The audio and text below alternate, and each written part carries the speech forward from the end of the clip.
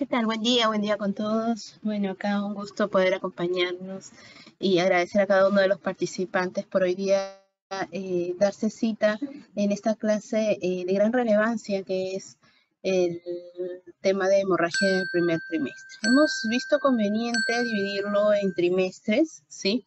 Estamos dividiendo en primer trimestre, segundo trimestre, tercer trimestre, en tres distintos, ya que la temática en realidad es bien compleja y bueno, tratar de... También hay otras clasificaciones. Hay muchos libros lo dividen en hemorragia del primer trimestre, perdón, de la primera mitad del embarazo y de la segunda mitad del embarazo. Ambos en realidad son válidos. En este caso, como tenemos un curso completo de actualización, hemos visto conveniente dividirlo por trimestres y de esta manera pues poder abarcar esta temática tan importante. Ok. Bueno, vamos a ver un poquito de los conceptos actuales del diagnóstico y manejo de la hemorragia obstétrica, ¿no? ¿De qué estamos hablando?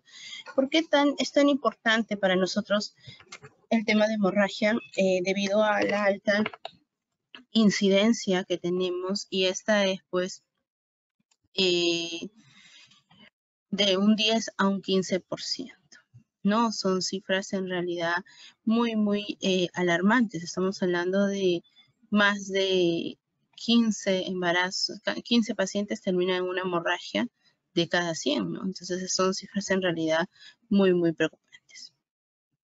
Ok, vamos a observar también las posibles complicaciones que se puedan dar, la importancia del diagnóstico oportuno y precoz, pues de esa manera vamos a poder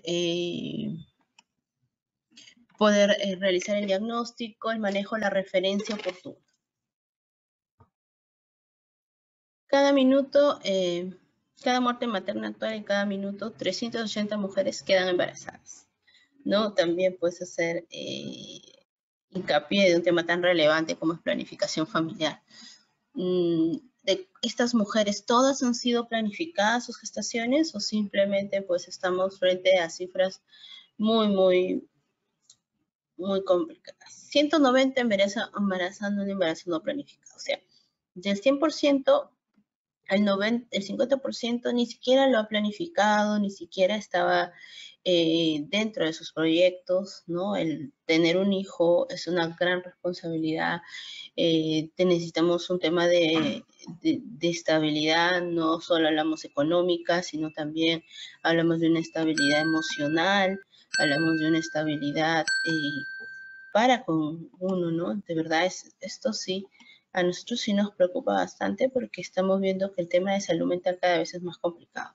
Y añadido a esto, ¿no? Las posibles complicaciones que se pueden dar. Si esto es un embarazo no planificado, si esto es un embarazo que simplemente se dio por una situación X, porque no le protegió, porque no usó su método anticonceptivo, o porque simplemente pues la paciente terminó, ¿no? Terminó gestando, ¿no? Por un descuido, no más que descuido, es por un tema de irresponsabilidad a veces, ¿no? Y hablamos de ella, ¿no? Aunque deberíamos hablar de los dos, pero pues si bien es cierto, el embarazo al final, por más que tengas un apoyo por parte de la pareja, pues siempre la mayor carga, ¿no? Va a ser siempre para la madre. Tenemos asimismo 110 de estos 190, 110 experimentan una complicación relacionada con el embarazo. O sea, todos los embarazos deberían de ser perfectos, idealizarlos, ¿no? Como en película, ¿no? Si es un embarazo que lo lleves a término, que todo esté genial. Pero lamentablemente no es así. Estamos hablando de 110 mujeres tienen una complicación. Y cualquier tipo de complicación, sea en el embarazo, parto o puerperio. Porque cuando hablamos de muerte materna hablamos hasta la etapa del puerperio. 40 tienen un aborto realizado en condiciones de riesgo. ¿Por qué? Porque hay mujeres pues que no estaban dentro de sus posibilidades, no estaba planificado y pues optaron por el camino entre comillas más fácil, que era el abortar, ¿no? Es lo que vemos. Y una mujer sufre una complicación relacionada al embarazo, ¿no? Una mujer, perdón, muere por una complicación relacionada al embarazo. O sea, de todas maneras llega a haber una muerte materna. ¿Y por qué? Porque estuvo gestando, porque quizás está dentro de este grupo que no lo pudo planificar, que no se pudo dar como tal y ver la mejor opción, ¿no? El número de muertes maternas según departamento, procedencia y ocurrencia hasta en el 2021-2022, vamos a ver pues que esto está muy relacionada a la densidad demográfica, ¿no? Porque en Lima, por ejemplo, tenemos una alta tasa de incidencia. Esto mayormente es debido a la densidad poblacional, ¿no? Definitivamente, pues, estas mujeres son pacientes que llegan en situaciones de referencia y muchas veces llegan en malas condiciones, situaciones no compatibles con la vida, y esto a su vez va a generar pues que la paciente definitivamente pues tenga, ¿no? A su vez un mayor riesgo, ¿no? De complicación y llegar hasta la muerte materna. Acá también se ha dividido por DIRIS, incluso el DIRIS Lima Centro, DIRIS Lima Norte, Lima Sur, Lima Este, ¿no? Para ver la diferencia en el número de muertes maternas. También tenemos acá como segundo lugar Lambayeque, también muy relacionado por el tema de la densidad poblacional. Y tenemos algo que nos resaltaba por aquí, también creo que era San Martín, ¿no? Está también muy vinculado sobre todo al tema de la falta de barreras geográficas que puedan haber en este departamento. La OMS reporta que la hemorragia obstétrica es responsable del 25 al 30% de muertes maternas. Por ende, es que es uno de los temas más relevantes que tenemos, ¿no? En cuanto a lo que es la hemorragia, que es la hemorragia obstétrica, que es del 25 al 30% de muertes, y que lamentablemente pues estas han podido ser, se han podido prever, han podido diagnosticarse de manera precoz, pero vamos a ver las distintas barreras que han generado que estas pues culminen en una muerte, ¿no? Tenemos liderando lo que es la hemorragia obstétrica, luego los trastornos hipertensivos, como segundo lugar la hemorragia obstétrica, y los trastornos hipertensivos como primer lugar en el 2022. No, en el 2021 primero estuvo la hemorragia obstétrica y luego los trastornos hipertensivos. La verdad que sí nos llama un poco la atención, pues estamos frente a una situación muy compleja, si bien es cierto, pero en la que nosotros tenemos a una paciente por el 2022 que los trastornos hipertensivos, que ya lo hemos conversado, ha sido también otro punto, ¿no? Otro punto a tratar, y que debemos pues de tenerlo siempre presente, ¿no? Por las múltiples características, por las múltiples complicaciones. Pero vamos a tener, a su vez, ciertos factores de riesgo que aumentan esta posibilidad de que esta usuaria, esta gestante, termine con una hemorragia obstétrica. Dentro de ellos está el desconocimiento de los factores de riesgo, ¿sí? El no saber que si la paciente pues era una paciente gran multípara. En muchas mujeres, y lo escucho de manera muy rutinaria en los pacientes: ay, no, ya tenga el tercero, tenga el cuarto, va a ser mucho más fácil, esto va a ser sencillo, no lo vas a sentir, ni siquiera vas a pujar. O sea, ¿no? Ahí como dándose porros entre mujeres, y al final uno dice, pero es que esto no es así, ¿no? O sea, estamos pensando en la mejor de las situaciones, pero y la peor, ¿cuál podría ser? Que esa paciente muera por una tonía uterina, por una sobredistensión uterina, o lo clásico, ¿no? Que escuchamos: no, es que tienes que comer por dos. Ah, ok, pero ¿y qué resultados puedes conllevar?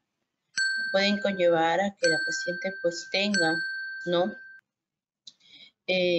Un bebé macrosómico, que tenga un útero muy sobredistendido, ¿no? Entonces, perdón, definitivamente el desconocimiento va a ser un factor muy importante. La falta de acceso a los servicios de salud, y esto sí, lamentablemente, pues escapa de nuestras manos, ¿no? Como profesionales de salud, no sería parte de nuestra responsabilidad, sino responsabilidad en realidad, pues, del gobierno, ¿no? Que genere carreteras, que genere un incremento de más establecimientos de salud, más puestos de trabajo, ¿no? Para los obstetras. La falla y la escasez en la atención médica de urgencia. ¿Qué falta? ¿Qué sucede? Hay falta de insumos, como también de profesionales capacitados, y esto sí va a ser parte de nuestra responsabilidad, el que nosotros nos estemos capacitando para poder ir frente a esta emergencia, ¿no? La falla y la escasez. La práctica inadecuada o limitada del manejo del tercer periodo de trabajo de parto. La práctica inadecuada, sí, hablamos de un mal manejo en el puerperio inmediato, ¿no? En el expulsivo, perdón, en el alumbramiento, ¿no? Y cómo se fue esto. La demora en el reconocimiento de la hipovolemia. Si yo no reconozco estas alteraciones, estos factores, estos signos y síntomas que la paciente está manifestando y que yo puedo visualizar, pues definitivamente la demora hace pues que sea un punto de quiebre en el que aumente aún más la posibilidad de salir de esta emergencia con resultados óptimos, ¿no? Los diagnósticos tardíos y lo peor, que se le manejó de manera inadecuada a la paciente, ¿no? Eso también es otro de los factores. Se calcula entonces que más del 80% de las muertes maternas secundarias a hemorragia obstétrica ocurren en menos de 4 horas a partir de su inicio. Por eso es que se habla mucho de la hora de agudo. ¿Qué sucede en esta primera hora? Esta primera hora es vital para nosotros, sí, es vital para el personal también, ¿no?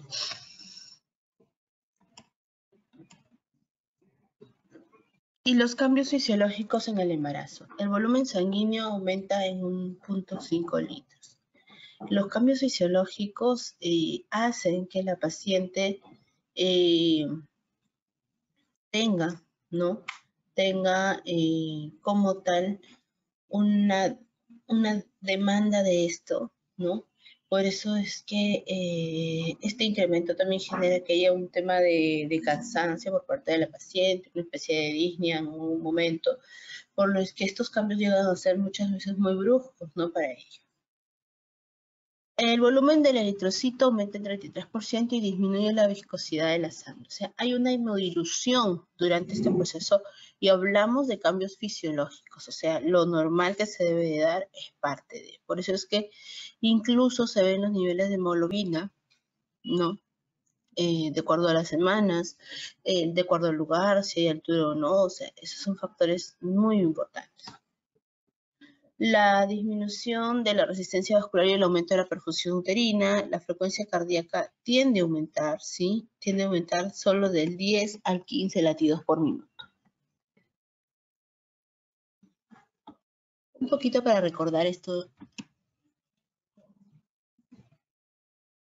de fisiología, ¿no? Y el gasto cardíaco aumenta del 30 al 40%, y una hipercoagulabilidad gestacional, ¿no? Y el flujo uteroplacentario a término llega de ser a 600 milímetros por minuto.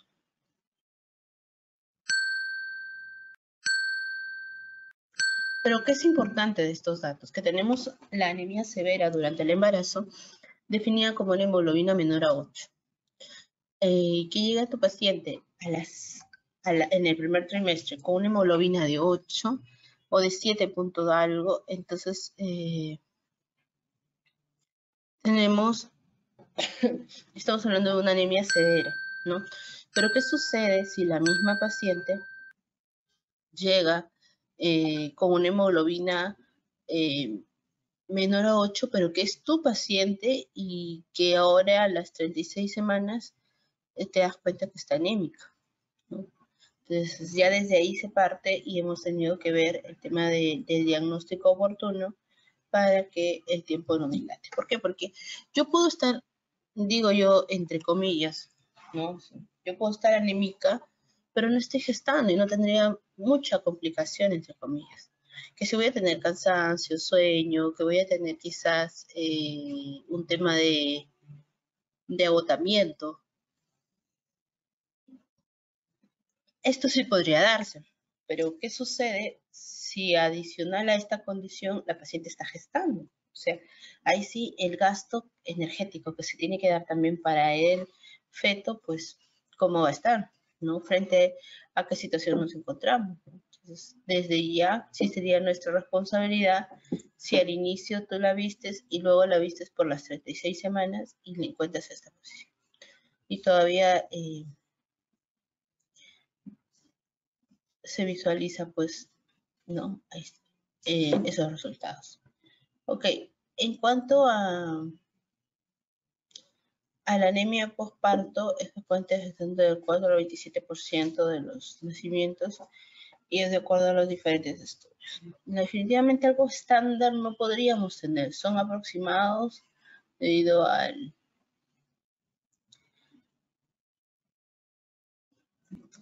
son siempre, ¿no? Aproximados debido pues a esta cantidad. Ok, entonces también tenemos, vamos a ver, por lo tanto, la hemorragia obstétrica, entonces, ¿qué es? Es la pérdida, es la pérdida sanguínea en una cantidad variable que se presenta sobre todo durante el embarazo, ¿no? Puede ser en el momento de la gestación o en el puerperio, ¿no? Proviene de los genitales externos o internos y puede haber puede irse hacia la cavidad peritoneal o transvaginal.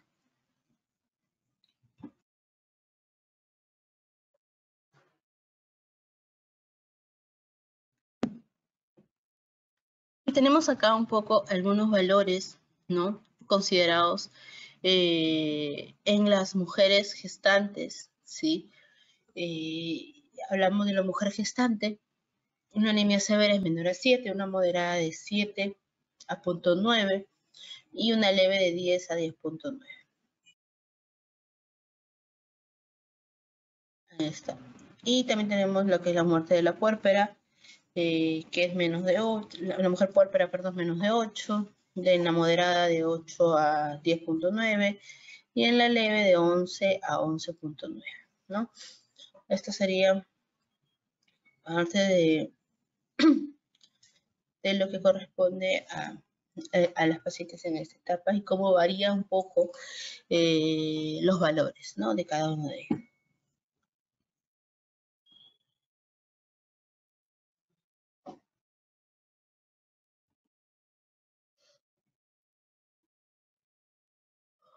Luego vamos a observar, bueno, estos son niños prematuros, recién nacidos, a término, adolescentes. Esto quizás lo vamos a enfocar un poquito más en los últimos temas que vamos a hablar del tema de prematuridad, de recién nacido, ¿no?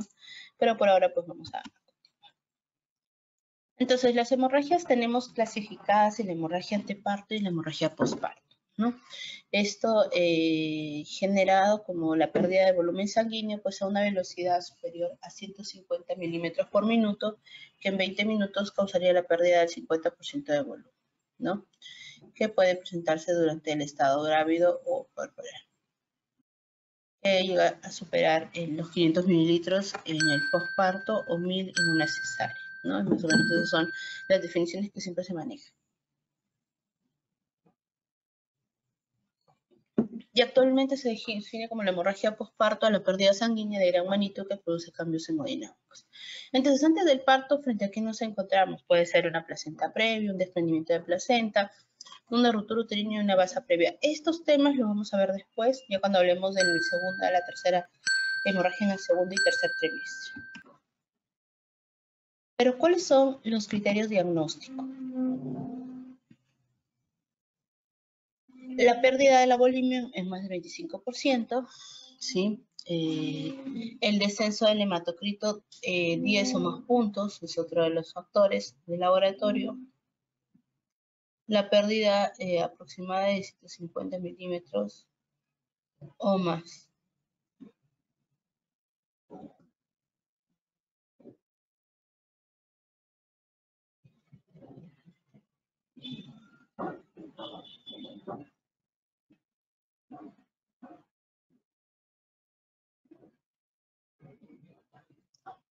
¿Se escucha?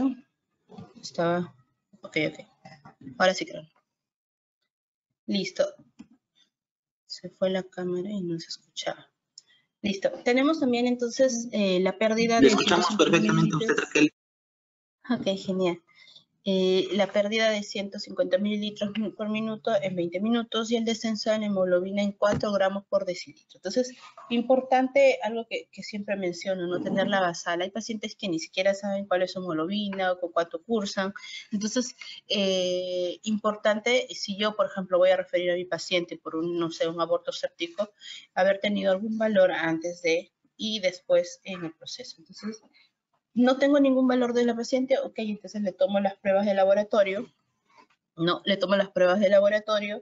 y continúo con el proceso de referencia de traslado y luego ya envío los resultados, ¿no?, del laboratorio.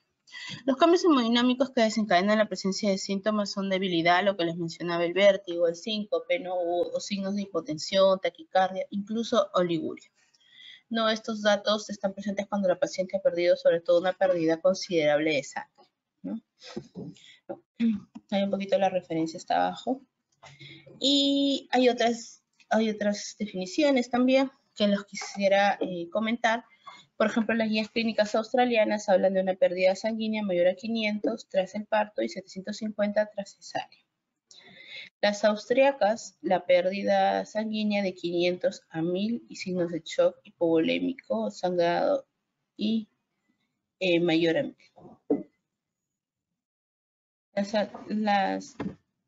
La escuela alemana habla también de 500 y una pérdida grave de 1000 en 24 horas. El Reino Unido nos habla de 500 a 1000 sin signos de shock y grave, una pérdida sanguínea mayor a 1000 o signos de shock, ¿no? La OMS nos dice que es una pérdida mayor a 500 en 24 horas y la pérdida grave es mayor a 1000 en 24 horas. Y estas un poquito las clasificaciones.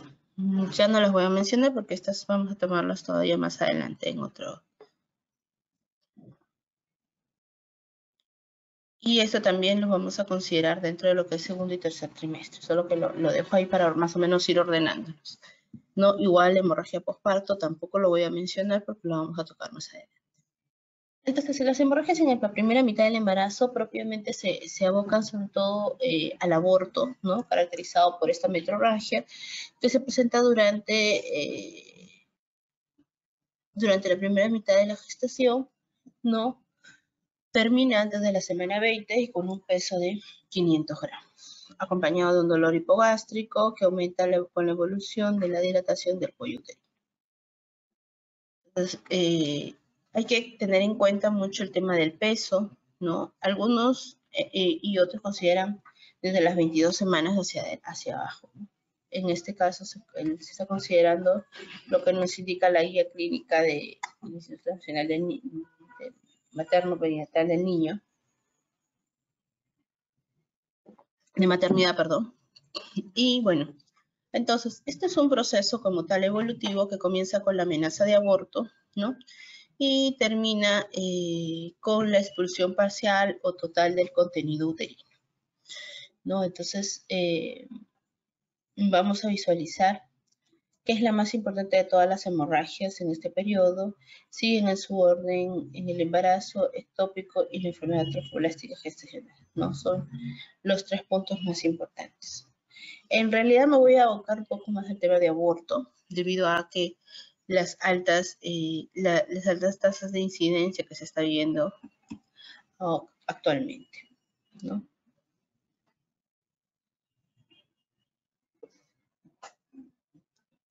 Luego tenemos el aborto es lo más importante de las hemorragias de este periodo y siguen en su orden y en el embarazo y la